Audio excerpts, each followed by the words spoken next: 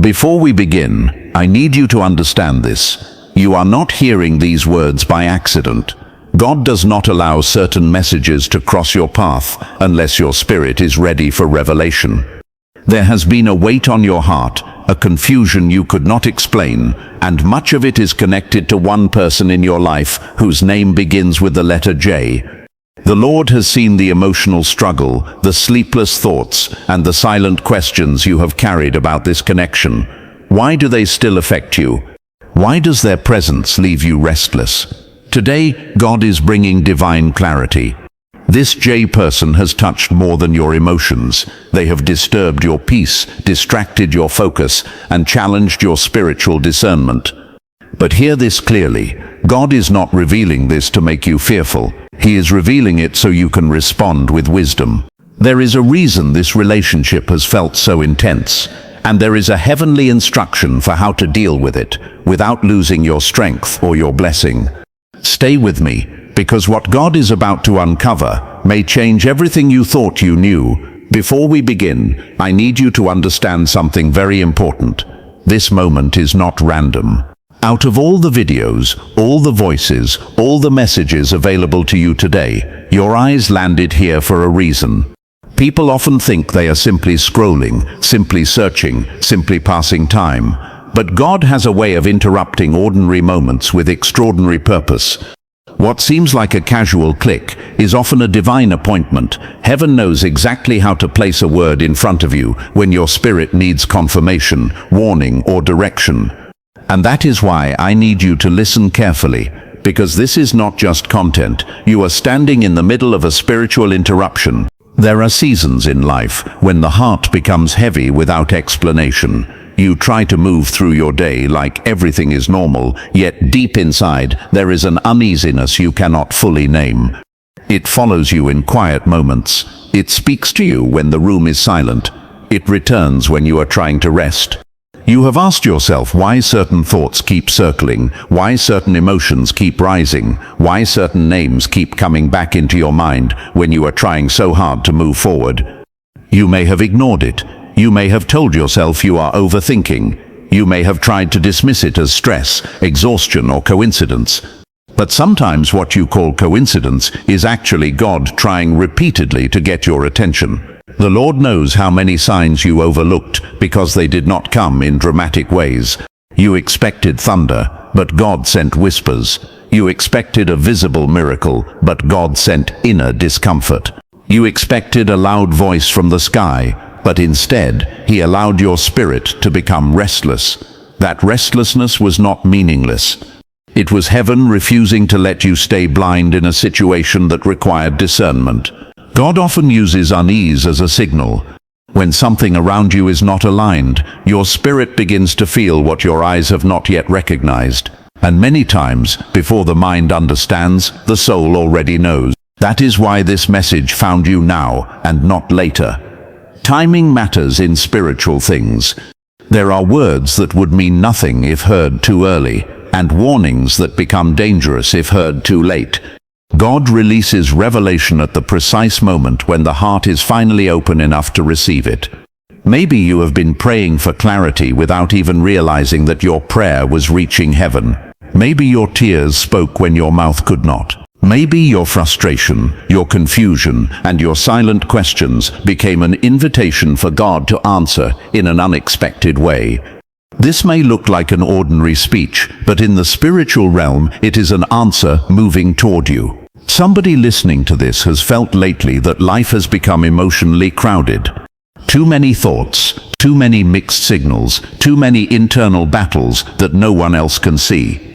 You smile around people. You complete your tasks. You try to stay productive, but there is a private wrestling happening within you. You sense that something is off, yet you cannot fully explain why. You feel connected to a burden that does not seem to leave. And every attempt to shake it off only makes you more aware that the issue has not been resolved. This is exactly how divine messages work. They arrive when human logic has reached its limit. Do not underestimate the power of being led to the right word at the right time. God has always used messengers, moments, and interruptions to wake His people up. Sometimes he uses a sermon. Sometimes he uses a stranger. Sometimes he uses a sentence that suddenly pierces through every defense you built around your emotions. In one instant, what felt hidden becomes exposed. What felt confusing becomes undeniable. What felt buried rises to the surface, because truth has a way of confronting everything we tried to suppress. And when God begins exposing something, it is because he does not want you walking any further in uncertainty. There is a reason your spirit paused here. There is a reason something in you felt compelled to keep listening. Not every message stirs the soul, but certain words create immediate recognition because they are carrying the weight of confirmation. It feels as though someone has stepped inside the private chambers of your thoughts and turned on a light. Suddenly, things that felt disconnected begin to form a pattern. Situations you brushed aside begin to make sense. Feelings you doubted begin to look valid. That is what happens when coincidence ends and revelation begins. So as you listen, do not treat this as entertainment. Do not treat this as background noise while your mind wanders elsewhere. There are moments when heaven narrows its focus onto one person, one issue, one hidden struggle, and says, "Pay attention now." This is one of those moments. God is not careless with timing, and he is not careless with who receives a warning. If this message crossed your path today, it is because something in your life requires spiritual awareness more than ever before. The random click you thought you made was never random in the first place. There is someone in your life whose presence has been far heavier than you admit to other people. On the outside, it may look like just another relationship, just another connection, just another name among many names you know. But inside, every interaction with this person leaves a mark. Their words stay with you longer than they should. Their silence affects you more than it should. Their approval lifts you too high, and their distance pulls you too low. You have tried to act as if this is normal, but deep down you know this connection carries an unusual weight.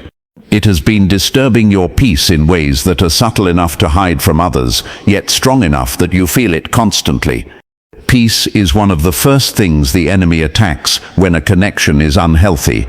God's presence brings order, stillness, and clarity, but certain people bring mental fog, emotional instability, and spiritual fatigue. You may not notice it immediately because these disturbances often begin quietly. A delayed reply suddenly changes your mood. A strange tone in their voice causes you to overanalyze for hours. A brief conversation leaves your heart unsettled. You replay what they said. You replay what they did not say. You search for meanings behind every expression, every absence, every mixed signal. Before long, your mind is no longer resting. It is orbiting around this person. That is the dangerous part about peace being disturbed. It rarely happens through one dramatic event. It happens through accumulation, little disappointments, little confusions, little emotional hooks. Over time, these small things create a constant inner tension. You begin waking up with them on your mind. You carry their energy into your work, into your prayer, into your private thoughts. Even when they are not physically near you, the emotional atmosphere they created stays close. This is why you have felt exhausted without understanding why. Your body may be sitting in one room, but mentally and spiritually, you are trapped in a loop built around this connection. The J person has a way of making your emotions unstable because they rarely provide consistent ground. One moment they pull close, and the next they become distant. One day they make you feel seen, and another day they make you question your worth. This push and pull creates an addiction to clarity that never arrives. You keep hoping the next conversation will settle your spirit, the next interaction will answer your questions, the next sign will finally make sense of everything. But instead of clarity, you receive more ambiguity. Instead of rest, you receive more emotional labor. Instead of security, you receive more guessing. This cycle is not peace. This cycle is captivity. You may have noticed that after dealing with this person, your prayer life becomes distracted. You try to focus on God, but your thoughts drift back to them. You try to worship, But unresolved feelings interrupt your concentration. You try to rest, but scenarios begin replaying in your mind.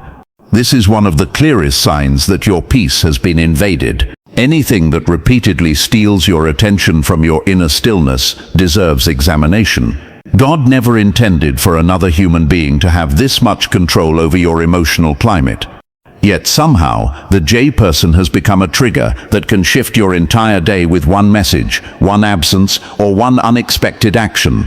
What makes this even harder is that you may still care deeply about them. Disturbed peace does not always come from hatred. Often it comes from attachment. The stronger the emotional tie, the stronger the internal reaction. You want things to make sense. You want them to be who you hoped they were. You want this connection to settle into something healthy, understandable, and secure. But instead, every attempt to hold it together seems to produce more strain. This creates an invisible war inside you. Part of you longs for closeness, and another part of you longs for freedom. Part of you wants answers, and another part of you wants silence. That contradiction is draining your soul. The most exhausting thing about a disturbed peace is that it follows you into places where this person is not even present. You can be alone and still feel them. You can be busy and still think of them. You can be trying to enjoy your day and still sense that familiar heaviness. It becomes difficult to tell whether you are reacting to them or reacting to the emotional residue they leave behind. This is how certain connections become spiritually consuming. They are no longer just interactions, they become atmospheres, and atmospheres shape how you think, how you feel, how you sleep, and how you hear God. You have probably questioned yourself many times. Maybe I am too sensitive, maybe I am imagining this, maybe I just need to be stronger. But inner disturbance that keeps repeating is not something to dismiss lightly. The soul often sounds the alarm long before the conscious mind admits there is a problem. That persistent restlessness around the J person is not there without reason. It is the evidence that this relationship has been touching areas of your heart that were never meant to remain in constant turmoil. God does not issue warnings without purpose. When heaven begins to highlight a person, a pattern, or a connection in your life, it is because something hidden is affecting you more deeply than you realize. Many people wait for dramatic disasters before they believe God is trying to say something, but divine warnings often begin long before visible damage appears. They begin with discernment. They begin with repeated inner checks. They begin with a sense that something about this connection is not sitting right, no matter how hard you try to normalize it. The warning is not always that this person is evil in the obvious sense. Sometimes the warning is that their influence is spiritually misaligned with where God is trying to take you. The J person may have entered your life appearing harmless, even meaningful. Perhaps they arrived during a vulnerable season when you needed companionship, understanding, support, or emotional intensity. Often the people who become the greatest distractions do not enter wearing labels that say danger. They come wrapped in familiarity, chemistry, timing, or a feeling that seems impossible to ignore. This is why God's warnings can feel confusing. You are not being warned about someone you automatically dislike. You are being warned about someone you may feel deeply drawn to, which makes the spiritual conflict harder to accept. God sees what human emotions cannot see clearly. You are looking at conversations, moments, memories, and possibilities. God is looking at consequences, trajectories, and spiritual outcomes. You are looking at what this person says today. God is looking at what this connection will produce months from now if left unchecked. You are looking at their charm, their vulnerability, their occasional kindness, or their ability to make you feel something powerful. God is looking beneath all of that at what their presence has been doing to your discernment, your emotional stability, your obedience, and your focus. Heaven's perspective is always wider than human attachment. One of the strongest signs of a divine warning is repetition. The same unease keeps returning. The same red flags keep resurfacing. The same internal questions refuse to die. You try to move past it, but something in you keeps being pulled back to the realization that all is not well. You may receive subtle confirmations in prayer. You may hear similar themes from sermons, conversations, or scriptures. You may find yourself repeatedly feeling checked in your spirit after interactions with this person. These repeated signals are not there because God wants to confuse you. They are there because God knows the human heart can become dangerously committed to what is familiar, even when it is unhealthy. The warning concerning this J person is deeply connected to influence. Every person around you is either helping your spirit breathe or making your spirit struggle. Some people sharpen your peace, and some people slowly erode it. Some people strengthen your clarity, and some people make you second-guess everything. Influence is not always loud. Often it is cumulative. The J person may not have openly attacked your faith, your confidence, or your purpose, but little by little their involvement has shifted your inner world. Your energy is different. Your concentration is different. Your emotional reactions are different. The amount of mental space they occupy is different. These are not small things when God is trying to keep you aligned. There are connections that become dangerous not because of one major betrayal, but because of constant subtle draining. A plant does not die only from being violently uprooted. It can also die from slow starvation. In the same way, a soul can become spiritually weakened by a relationship that continuously consumes emotional resources while giving little true peace in return. This is where God's warning becomes urgent. He is not only concerned with obvious sin or visible chaos. He is concerned with anything that quietly depletes your ability to hear Him, trust Him, and move with confidence. You may have found yourself defending this person in your mind. You explain away their inconsistencies. You justify the confusion. You tell yourself they are just complicated, wounded, misunderstood, or going through something. While compassion is good, compassion can also become a disguise for tolerating what God is trying to expose. Sometimes the heart becomes so invested in potential that it refuses to confront reality. But divine warnings are meant to cut through emotional excuses. God does not reveal a concern because He wants you trapped in denial. He reveals it because truth must become stronger than attachment. The most sobering part of a warning is that ignoring it never makes it disappear. It only delays the consequences of not listening. Every time discernment is silenced, attachment grows louder.